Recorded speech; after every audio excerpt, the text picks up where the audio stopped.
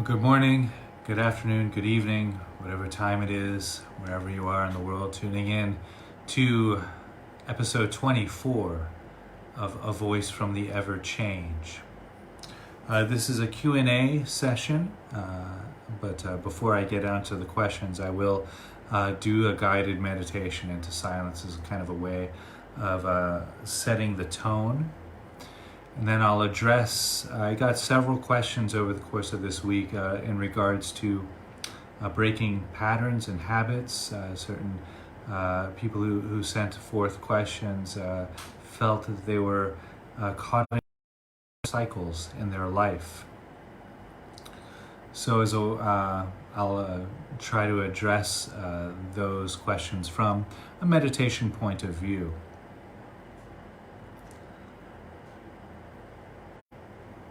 So a little bit about myself. I've been practicing meditation for about 34 years now. I've trained in the Korean Zen tradition. It was my first introduction into formal meditation practice. Then trained after that for several years in the Japanese Zen tradition and Rinzai lineages for about 4 years, off and on. And then I began my training with my current teacher, Ken MacLeod, who's Tibetan Buddhist from the Dzogchen tradition mostly. And then I danced back and forth with my Tibetan studies and my Zen studies till about 2013. In that point, I kind of left the Zen traditions, although I love those practices and still do many of those practices today. I found more satisfaction, if you will, in my Tibetan studies. So I'm continuing studying Tibetan meditation practices. Even today, I meet with teachers and still keep up my studies. Actually, mostly these days studying the earliest texts of Buddhism, which is actually more of the Theravada tradition, to go right back to the words of the Buddha himself. But when I teach from a completely secular avenue. I don't use any religious connotations. The meditations that I offer can be practiced by people from all faiths, all walks of life. Doesn't matter, or you could be agnostic or atheist, all good. Anybody and everybody has potential to meditate and to get great benefit out of a meditation practice. So that's a little bit about myself. I also studied a bit of Hinduism too for about 4 years while I was living in New York City with the group known as Ananda Marga. So I was studying with the Margis there for about 4.5 years, dancing back and forth between Hinduism and Zen practice there. All very good practices. I also studied here and there. I study some contemplative Christianity writings, particularly Father Richard Rohr is one of my favorites. Big fan of Ken Wilber and Alan Watts, some of my favorites. Okay, enough about me. I will ring the bell now. I'll guide the meditation practice into silence, and then I'll just address some of the questions that I was sent over the course of the week. Hope you enjoy.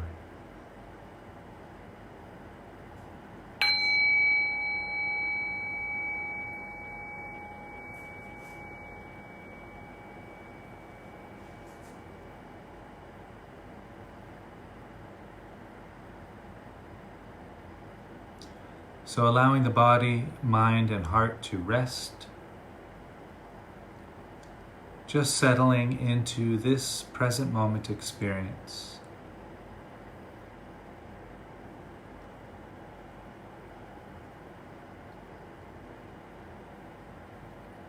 Noticing the breath entering and leaving the nose. Noticing the breath touching the back of the throat, you might notice a cool or a tingling sensation arising as the breath enters through the nose and the back of the throat. Or perhaps simply noticing the temperature changing from cooler to warmer on the inhalation to exhalation.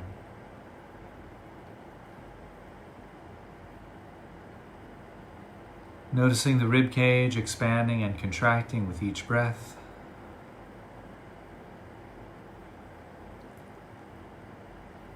There might be sensations of clothing moving to adjust with the rising and falling of the body across the shoulders, the chest, and the abdomen.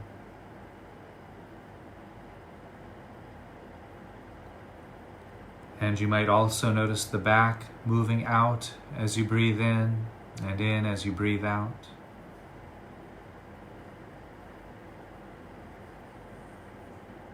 You might also notice the body straightening up slightly on the in-breath and leaning forward slightly on the out-breath.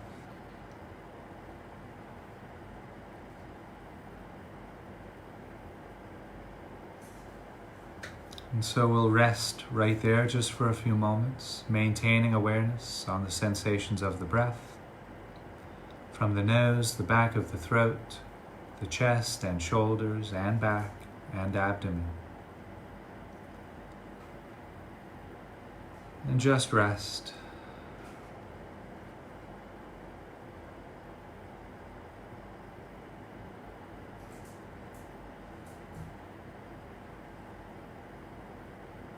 And if at any time during the meditation you become distracted by thoughts, you can label those thoughts thinking, which will allow the thoughts to dissolve, and gently return back to the present moment.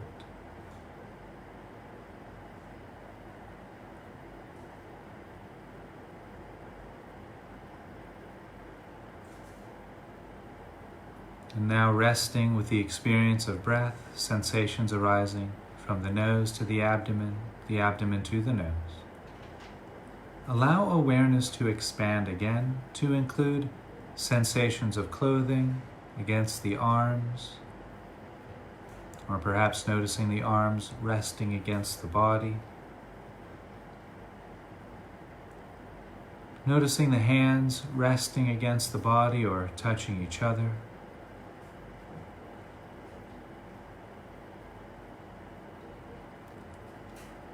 You might notice sensations of clothing against the back, the weight of the body against the cushion or chair, mat or floor.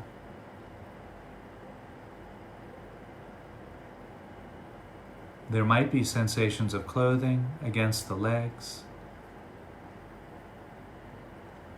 Noticing the feet against the mat or the floor.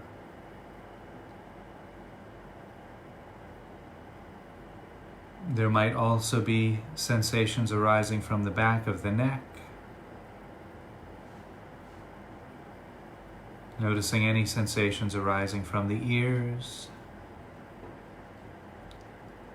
the cheeks of the face, the eyes, the forehead, and noticing any sensations arising from the top of the head, the very crown of the head. Just rest there for a few moments, maintaining open, spacious awareness on the sensations of the breath from the nose to the abdomen to the nose, and sensations arising throughout the body from the top of the head to the bottoms of the feet. And just rest.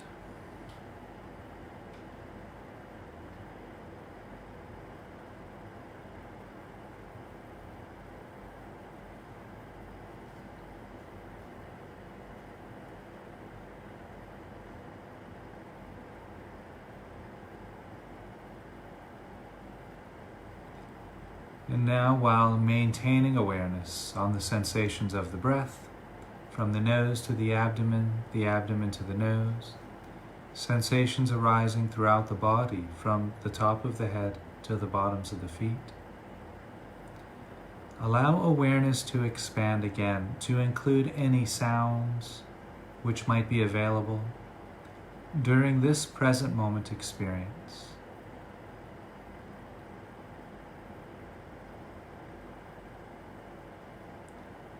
You don't need to focus on any one particular sound, but allow yourself to experience the entire field of sounds, hearing all of the sounds all at the same time.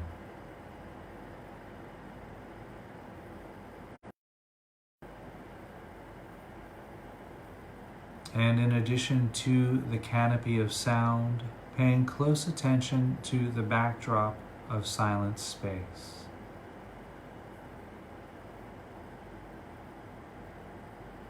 When we listen to the silence inherent in the inherent in the sense of hearing, we might notice how that silence seems to surround the present moment.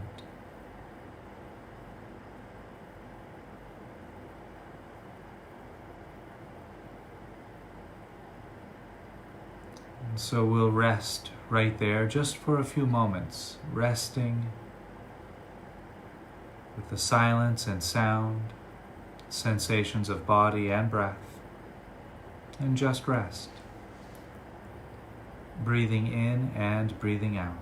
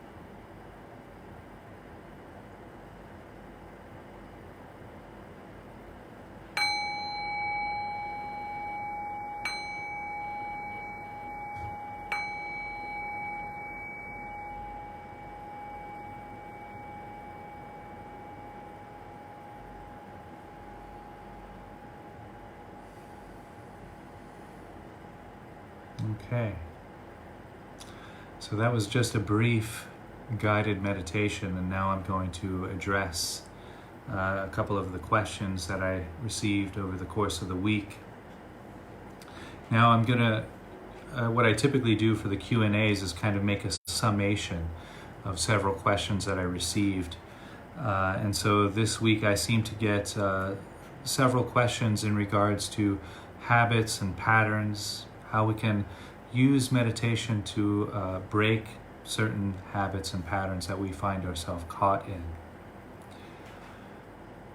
So the most tenacious habit that all human beings, or most all human beings, are caught in is the habit of thinking.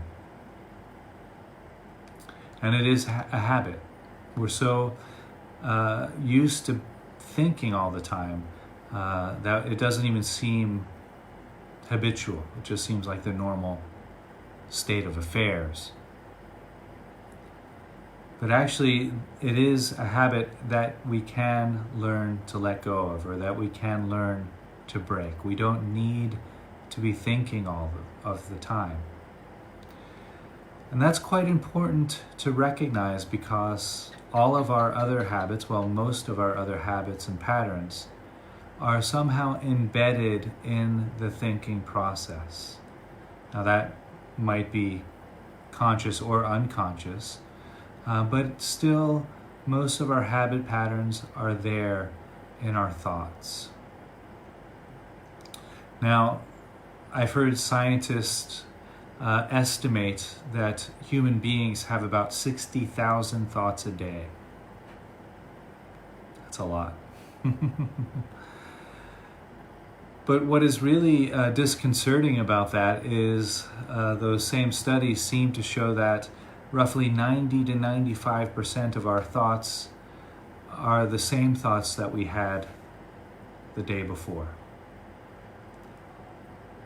And so our thinking process itself is repetitive. And so naturally, if our thought processes are repetitive, if we're having 95% of the same thoughts today that we had yesterday, most of our behavior patterns are going to be in that same cycle, right? Makes sense. So mindfulness meditation, the meditation practice that I've been offering here most evenings, is designed to allow us to break the habit of thinking. And so it works quite simple, but simple doesn't mean easy by any stretch. But we come to the present moment. We're feeling the breath entering and leaving the body. We start with the sensations at the nose. We add the back of the throat. We add the rib cage expanding and contracting and so forth. Then all of a sudden we might notice our mind is going, right, somewhere. Oh, this is, that was a really great takeout Chinese food I had yesterday. I wonder, I should order from them again. But that Thai food I had last week was really good too. My brother really likes Thai food. I should call my brother. I haven't talked to my brother in months. He's got that really strange dog that barks all the time. I'm thinking. Then that thought will dissolve. As soon as we label it thinking, the thought dissolves. Why? Because when we're lost in that train of thought in that way, we're not aware of the present moment. We're just in that thought, and you'll notice the feeling. You collapse down on the thinking process. You're just in the thought. You're no longer feeling the breath anymore. You're no longer aware of the body anymore. You're just in that train of thought. And it is this collapsed down, shut down feeling when you're in thought like that. When you're in the present moment, it's open, expansive. So there's this qualitative difference in experience there. So anyway, when you're on that thought, you say thinking, that thought dissolves. When we do that, we shine the light of awareness on the state of unawareness. They can't coexist. So when you say thinking, you're bringing awareness to the state of unawareness. That unawareness dissolves, poof. As my teacher likes to say, it dissolves like a snowflake on a hot stove. Poof. Like that. You come back to the present moment. Then you might just feel a breath or two. Then another thought. Oh, right, yeah, Thai food was really good. Oh, yeah, my friend lives in Thailand now. I wonder what they're doing over there. Oh, they must be enjoying the warm weather. I hope they're not affected by this virus. I'm thinking. That thought will dissolve. You come back to the present moment. And maybe a second, 5 seconds, 10 seconds, 20 seconds later, doesn't matter how long that silent space lasts, but another thought will eventually come up and probably take you away, and you'll get distracted again. That's absolutely normal. That's a natural part of meditation practice. Everybody gets distracted by their thoughts. So you say thinking, you come back to the present moment. Now, the more you do that, the stronger you get with your awareness and attention. Each time you say thinking, you come back to the present moment, it's like you're lifting weights.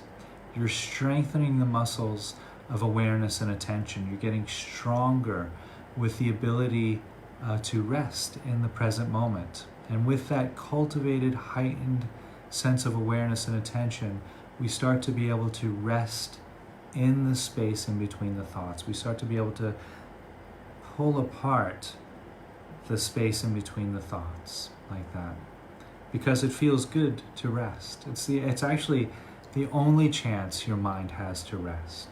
Even when we're sleeping, the mind is busy dreaming. Sometimes we get into that deep sleep, that's very resting too. Here, when you're actually alert and aware, but resting deeply at the same time, it's actually more restful than deep sleep. So it feels good. So we use the cultivated, heightened sense of awareness and attention to rest in that space in between the thoughts. And it is a very deep resting. There's no effort there. There's no controlling. There's no striving for anything. You just land in that space and rest. Then another thought comes up. You notice that, you say thinking, you let it go. You've done another rep with the awareness and attention barbell. Now, as you fall into that space in between the thoughts, the silent space, which is always in the mind, begins to emerge from that space in between the thoughts. And that's how we start to bring a sense of peace, a sense of silence to our mind, like that. And that's how we start to break the thinking habit, by allowing that silence, which is always there underneath the thoughts. We separate the thoughts, the silence comes out from in between those thoughts. And that's how we cultivate that silent space. We start to break the thinking habit. And so that's how we step off the cycle of habitual patterns, by breaking the habit of our thought processes. Because even habits and patterns that we developed at a very young age will be embedded in our logic, either unconsciously or consciously. It's embedded in our verbal programming. So again, allowing that programming to go each time, like that. We start to see life with fresh new eyes. And it's actually one of the first things that people who come to this type of meditation practice start to notice is they'll go for a walk. Maybe it's the same walk that they've done, to the train station or to work or to school. Maybe they've done this walk every day for 5 years. But then they'll leave their house or their apartment and everything will look new. All of a sudden, wow, I never noticed that before. Why I never noticed the way the flowers blossom there. I never noticed that there was this painting on the side of the wall, this mural there. They'll start to see things with new eyes. Because not only is our thought pattern repetitive, but our environment works in cycles, right? The seasons are repetitive. Spring, summer, winter, fall, spring, summer, winter, fall. Wait. Yes, so it's a repetitive cycle, right? Going through the seasons. I guess it would be summer, fall, winter, spring, right? Summer, fall, winter, spring, and so forth, like that, around and around. So we start to, life is in this life cycle. So we start to want to see things in that way. It gives us a sense of permanency. But remember, the world, our life, our body, our life, our mind, our thoughts, and the whole universe is impermanent. So when we start to break the thinking process, that habit, that cycle, we start to actually see that although the seasons are repetitive in that way, we've labeled them in these 4 quadrants, nothing is repetitive about it in that framework. For example, you walk down the street today, might be the same street that you walked down yesterday, but things are different. You can never walk down the same street twice. Or as Heraclides said, the Greek philosopher, you can never step into the same river twice because new water is flowing in all of the time. It's the same thing. You can never have the same day twice. That was one of the great lessons of that really wonderful movie, Groundhog Day. How you can never have the same day twice. You might be going to the same job for 20 years. You might be, having the same meal, the same breakfast every day. But something is different in that. It's you. You're different. Your mind is different. Your body is different. Your heart is different. If we just allow our mind to be subtle enough to sense the change there.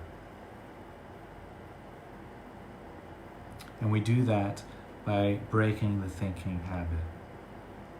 When we let go of our thoughts, when we can rest in that silence in the mind, we become sensitive enough to the present moment to sense that this spring is different than the last spring. That the flowers that are blooming this spring are different than the flowers that bloomed last spring. And they might look the same, and that we might call them roses, but they're different. They're different roses. And you're different. Your eyes are different. Literally, your eyes are different. I mean, there are studies done that say we replace our whole body. All of the cells in our body are different every 18 months. Your skin replaces itself every 7 days. Your spinal column replaces itself every year or so. Fingernails are replacing themselves all the time. Your hair, your eyes. So all of that is different. Why do we see the world the same? Why do we have the same experiences? Because we are locked into the same thought patterns over and over again. So meditation, again, is really one way of stepping off of that cycle. Recognizing that we don't have to repeat these patterns of life. Some patterns are very, very painful. We can step off of that cycle. Some habits and patterns are mundane. They don't affect us very much. But because we are locked in a habit, because we are locked in a pattern, the creativity, the vibrantness of our life is deadened. We're no longer walking down a path, but we're walking into a dead end.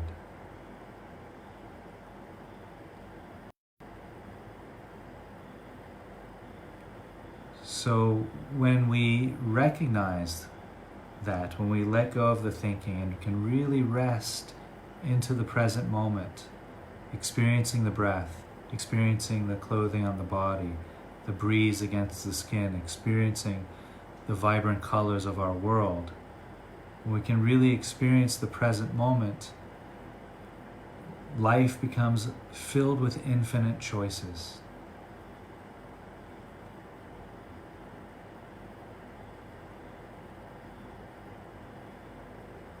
There's no longer a this or a that, but it's the infinite realm between this and that. It's no longer black or white, but it's the infinite rainbow of color between black and white.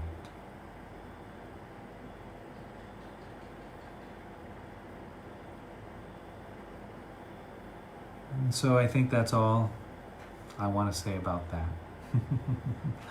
I hope that was useful to those of you who sent questions in.